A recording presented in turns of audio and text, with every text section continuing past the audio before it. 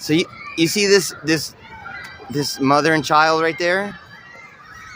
So I saw them coming up this lane, right? And there's a playground over here. I don't want to record the playground, but there's a playground. You can hear the playground. And the mother was looking this way like this. Oh, what's over here? And I saw the unfortunately, we're way past the point of anyone believing that I hate anyone. I'm so loving and I'm so present that the only people that would say that I hate anyone are obvious suicidalists. But the female character came up the incline with her baby in her hand, and the baby was carrying a little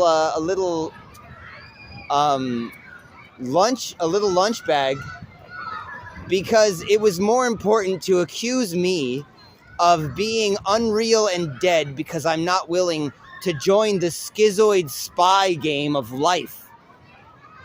All I would like to do is eat, sleep, and wait until Jesus comes back so that the God of this world manifests, I don't know. It's so much. It's so confusing. It's so confusing.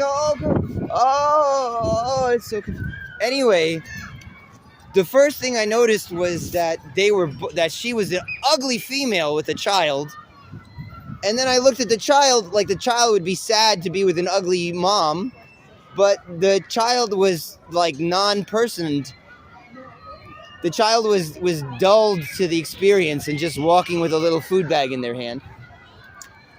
And as I noticed that the child was like dulled to the experience of life, I noticed where I was. I was like, oh, there's a playground. And I looked at the child and I heard the playground screaming. And I was like, wait a second. This child is not begging their mother to go into the playground? Tiny little child.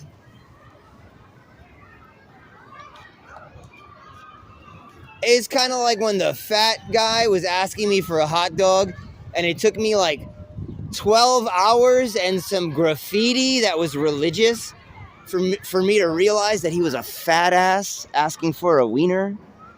That even the charity where God is like, oh, you're supposed to give to charity because if not, God will be upset with you.